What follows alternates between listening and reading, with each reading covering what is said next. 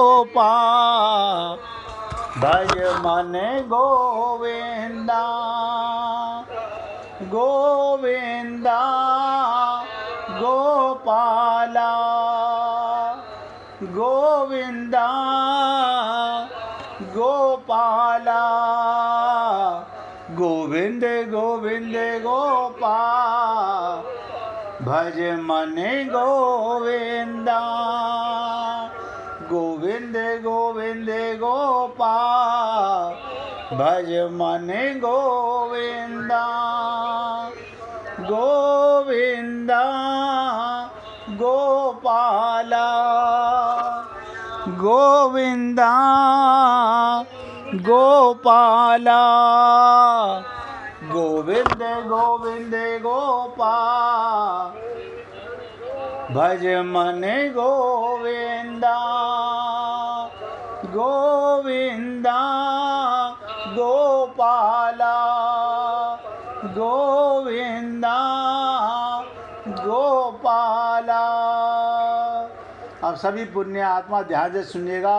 ब्रजमोहन जी कुछ पूछना चाहते हैं, पूछिए प्रभु। ब्रजमोहन जी पूछिए।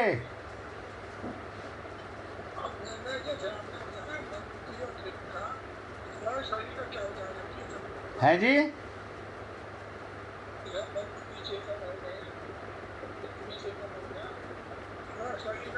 शरीर की मृत्यु होगी। स्थूल शरीर तो सबका मरेगा, संत का भी मरेगा। स्थूल शरीर किसी का भी भगवान के लोक में नहीं जाता। कारण शरीर तो ऐसा ना, आपका कारण ही बदल गया ना। जब आपका सूक्ष्म शरीर शुद्ध हो गया, संसार में आने का कारण रहा ही नहीं आपका, तो कारण शरीर भी शुद्ध होगा। सूक्ष्म शरीर के साथ साथ कारण, कारण का मतलब क्या होता है? आप संसार में क्यों आए, क्या कारण था? क्योंकि हमारा बिगड़ा हुआ मन, बिगड़ी हुई बुद्धि, बिगड़ा हुआ चित्त था, तो यहाँ आने का कारण बना। और मन बुद्धि चित्त शुद्ध हो गया, सूक्ष्म शरीर, तो कारण शरीर उसके साथ ही शुद्ध होके जाता है। अच्छा प्रश्न करते हैं ब्रजमोहन जी आप, बहुत खुशी होती है। अब और ध्यान से सुनेंगे भाई सब। मैंने कहा जागने पर जैसे हमें महसूस होता है मैं सुख से सोया, ये आत्मा की अनुभूति है, ये शरीर की अनुभूति नहीं है। यदि ऐसा ना होता, मैं बहुत सुख से सोया, मुझे कुछ भी पता नहीं था, ऐसी स्मृति या ज्ञान नहीं होती, क्योंकि वो मन सो गया, बुद्धि सो गई। स्मृति अनुभवजन्य होती है। ध्यान से सुनिएगा, स्मृति कहाँ? मन की स्मृति नहीं है ये। आनंद, आनंद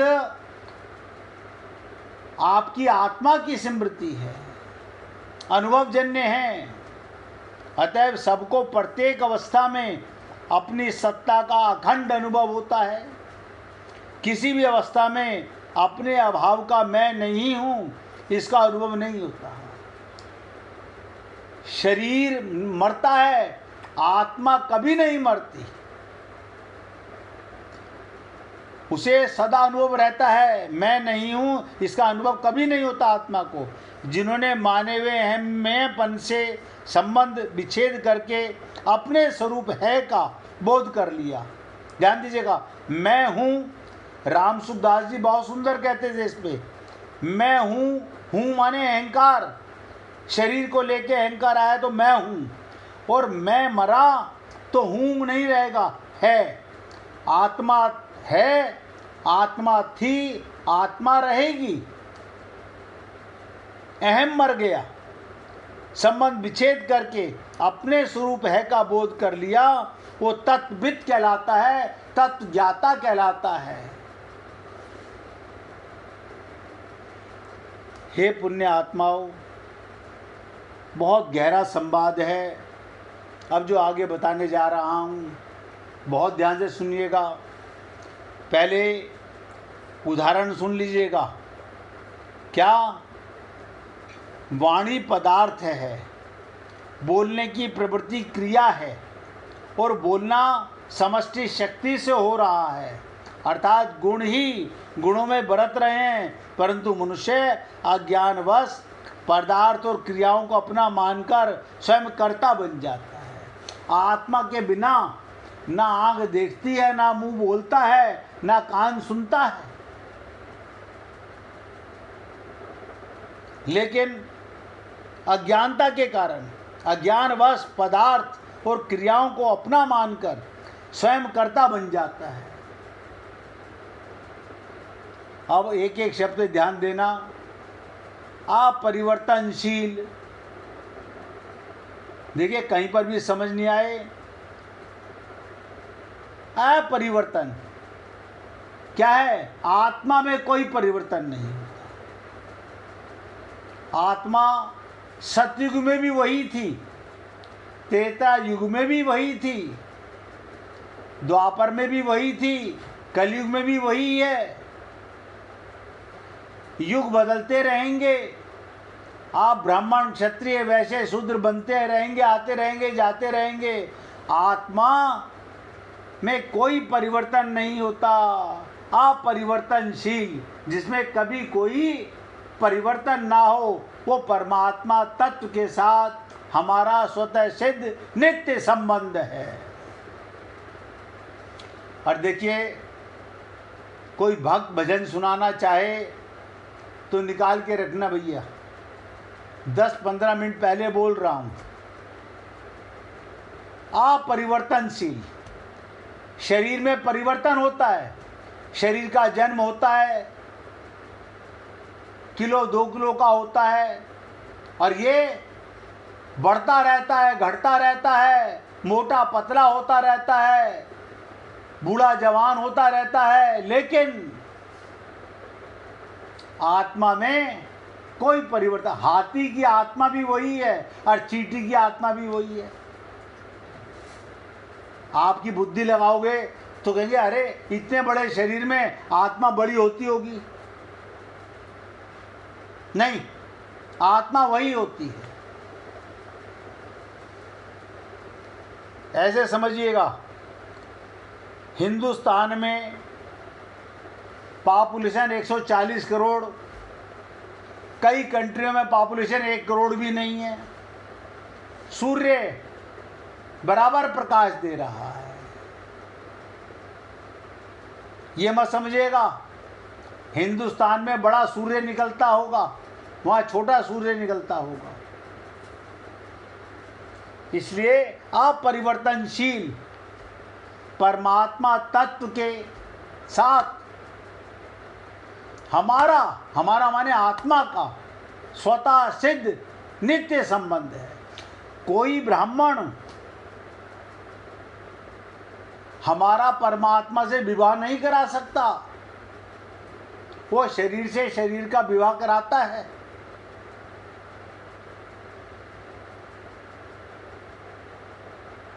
और हमारा नित्य प्रीतम, उसे पिता कहो, माता कहो, भाई कहो, बेटा कहो, सखा कहो, पत्नी कहो, पति कहो, त्वमेव सर्वम मम देव देवा। सारे रिश्ते भगवान के साथ हैं। क्यों? संसार में रिश्ते किससे बनाते हो? जिसमें आत्मा होती है। मुर्दे से तो आपको रिश्ता बनाते नहीं।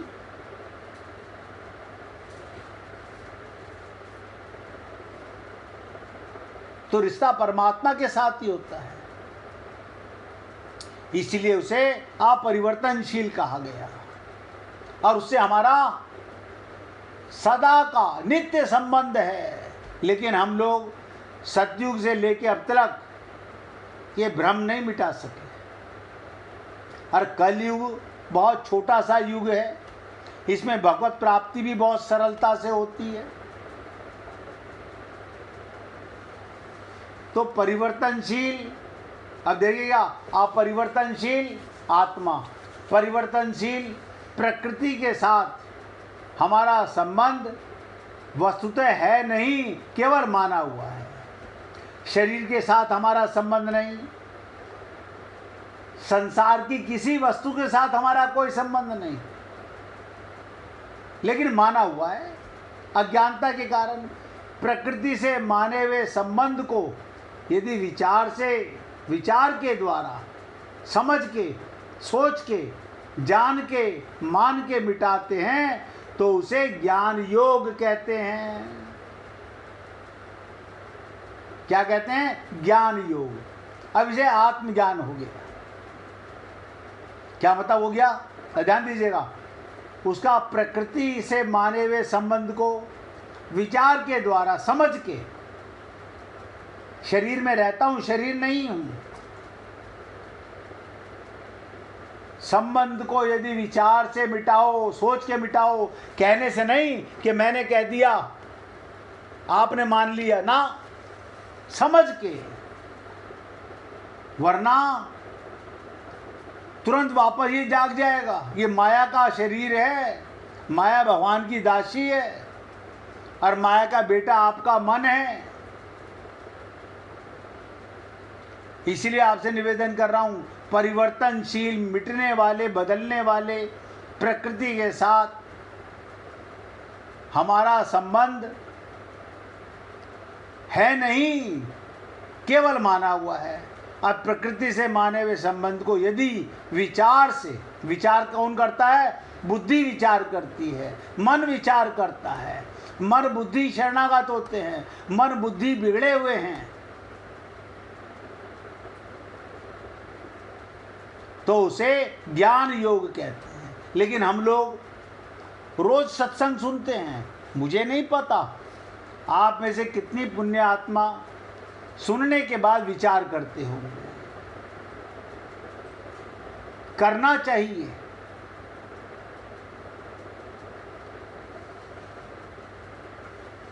तो उसे ज्ञान योग कहते हैं। और यदि वही संबंध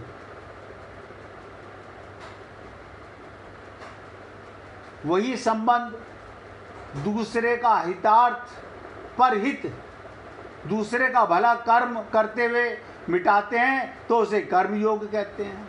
अब देखिए, छोटी सी चीज, कर्म योग माने दूसरे की सेवा करते हुए अज्ञानता मिट जाए तो कर्म योग। और प्रकृति से अलग विचार के द्वारा मेरा संबंध नहीं है, ये है तो ज्ञान योग। प्रकृति से संबंध विच्छेद होने पर, माया से संबंध विच्छेद होने पर ही योग परमात्मा से नित्य संबंध का अनुभव होता है। वरना मूर्ति का दर्शन तो होगा, परमात्मा का अनुभव नहीं होगा।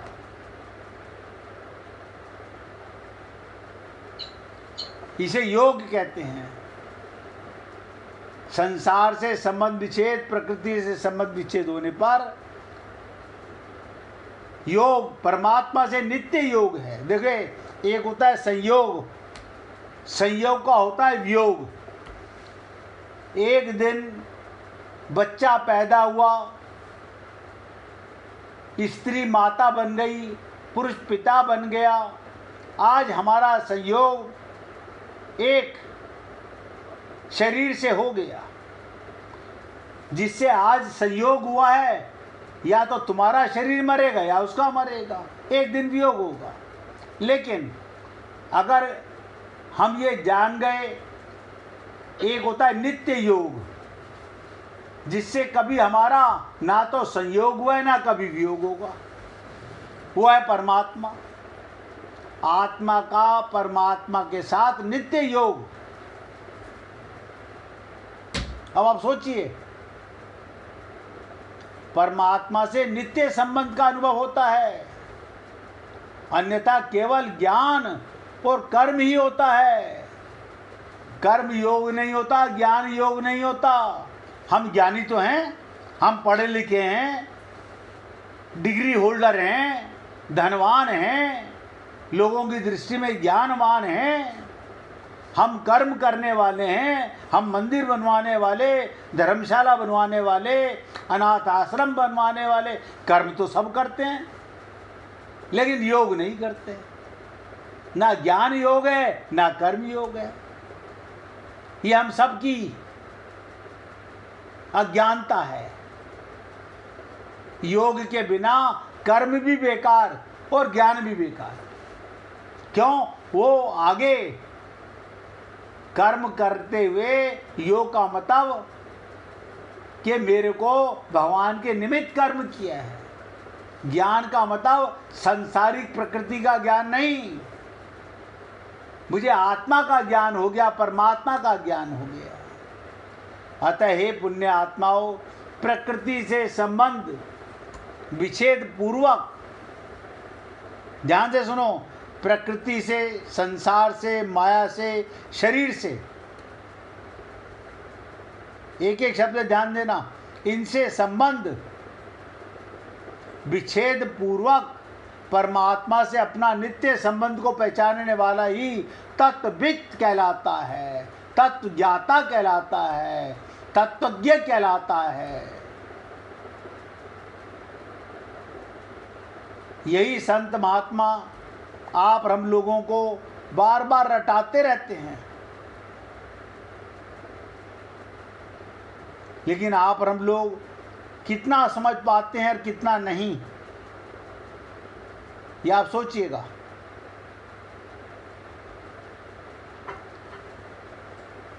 आपको भगवत प्राप्ति करनी है तो अपना संसार से, शरीर से जो संबंध माना हुआ है, उस अज्ञानता को मिटाना पड़ेगा।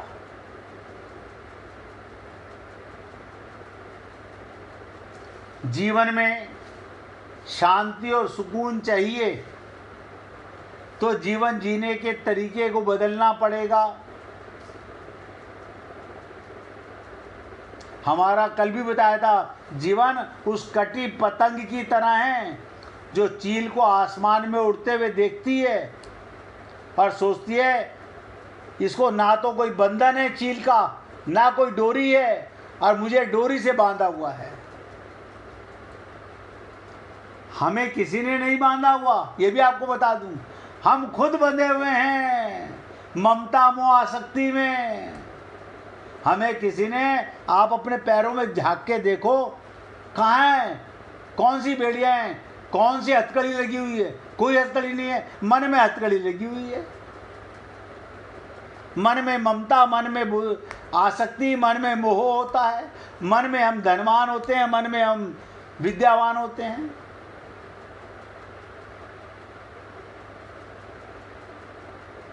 व्यर्थ के इस बंधन को तो पतंग कहती है मैं भी काट देती हूँ।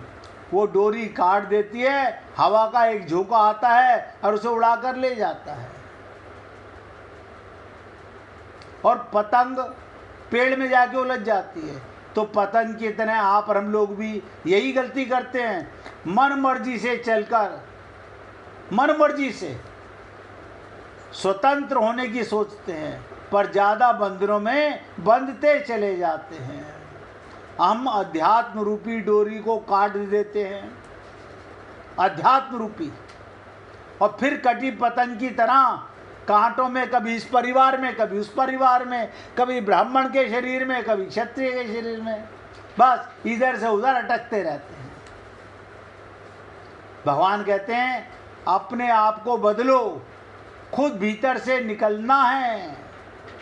इसलिए सुधार भी भीतर से होगा, और भीतर से सुधार होने का मतलब आध्यात्मिक ज्ञान, तत्व ज्ञान जीवन में धारण करने से होगा। संसार में हर एक आत्मा का अपना अपना पार्ट है। कोई भी अपना पुरुषार्थ से पूर्व कर्म के प्रारब्ध के रूप में ऊपर चढ़ता है, उसको देखकर ये सोचना चाहिए इसने कोई ना कोई ऐसा उच्च कर्म किया होगा, कोई पुरुषार्थ होगा जो संत महात्मा भगवत प्राप्ति कर जाते हैं, कोई कारण रहा होगा। इसलिए सही तरीका तो यही है, दूसरों की उन्नति को देखकर हम अपना पाठ अपने ही पुरुषार्थ से उच्च बनाने का कोशिश करें। दूसरों की उन्नति को देखकर यदि हम अपने मन में खुश होंगे तो निश्चय दृष्टिकोण उन्नति पर ले जाने वाला होगा। आज अपने शब्दों को विराम दे रहा हूँ। कल, आज तो सिर्फ चर्चा की हमने आपके साथ गुण कर्म विभाग पर। कल गुणा गुणेश वर्तन्ते, इस पर चर्चा करेंगे कि प्रकृति जन्य गुणों से उत्पन्न होने के कारण, अभी वो पूछे थे कारण शरीर, शरीर इंद्रियां मन बुद्धि सूक्ष्म और कारण शरीर,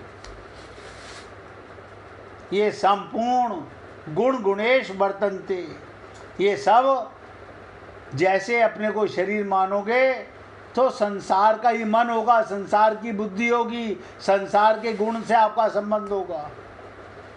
और आत्मज्ञान होने के बाद यही परमात्मा की ओर जोड़ेंगे। कल इस पर और विशेष चर्चा करेंगे। अब आप भजन सुनिए।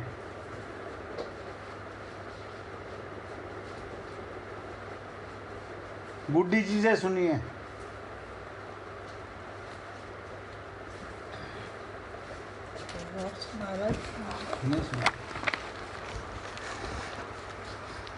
सुन बरसाने वारी गुलाम तेरो बनवारी,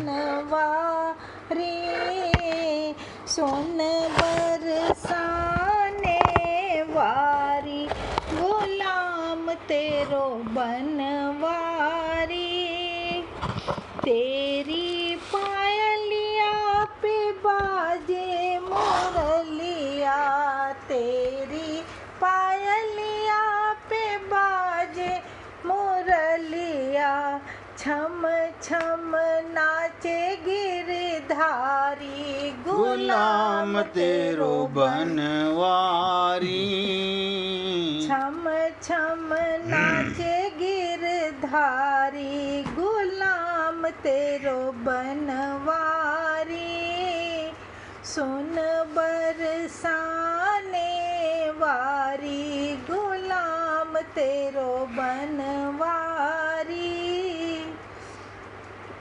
वृंदावन के राजा होकर, वृंदावन के राजा होकर, छाछ पे नाचे मुरारी गुलाम तेरो बनवारी, छाछ पे नाचे मुरारी गुलाम तेरो बनवारी, बड़े बड़े देव खड़े दर्शन को, बड़े बड़े देव खड़े दर्शन को, चाकर कुंज बिहारी गुलाम तेरो बनवारी,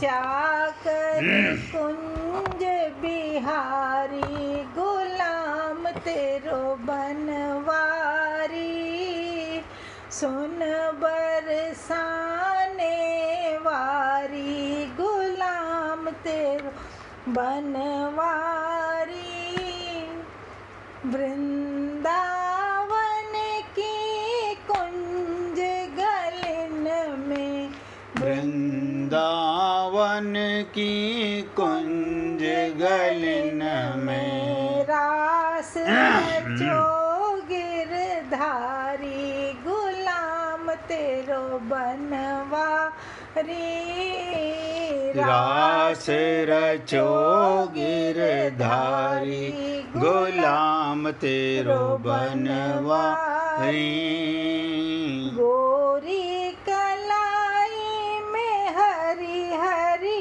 चूड़ियाँ, गोरी कलाई में हरी हरी चूड़ियाँ, पहनावत गिरधारी गुलाम तेरो बनवारी, पहनावत गिरधारी गुलाम तेरो बनवारी,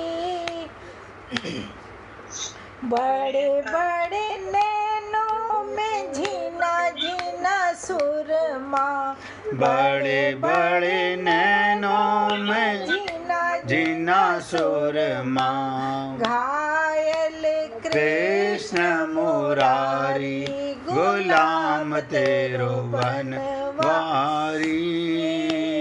घायल कृष्ण मुरारी गुलाम तेरो बनवारी। सुन बरसाने वारी गुलाम तेरे बनवारी। रूठत राधे तोय मनावे, उठत राधे तोय मनावे, पाँव पकड़ गिरधारी गुलाम ते बनवारी। पाँव पकड़ गिरधारी गुलाम ते बनवारी। राधे राधे रट बंसी में, राधे राधे रटे बंसी बंसी में नाचे अग के हारी गुलाम ते बनवारी। नाचे अघ के हारी गुलाम तेरो बनवारी। सारे जग में चर्चा होवे, सारे जग में चर्चा होवे, वही लागत है प्यारी गुलाम तेरो बनवारी। वही लागत है प्यारी गुलाम तेरो बनवारी। सुन बरसाने वाली गुलाम तेरो बनवारी। सुन बरसाने वारी गुलाम तेरो बनवारी। बोलिए वृंदावन बिहारी लाल की जय। जय जय श्री राधे, जय जय श्री राधे। बोलिए लाल जी का मंगल हो, सभी भक्तों का मंगल हो। सबको राधे राधे भैया, सबको राधे राधे जी, राधे राधे, राधे राधे भाई, राधे राधे सबको, राधे राधे जी, राधे राधे, राधे राधे।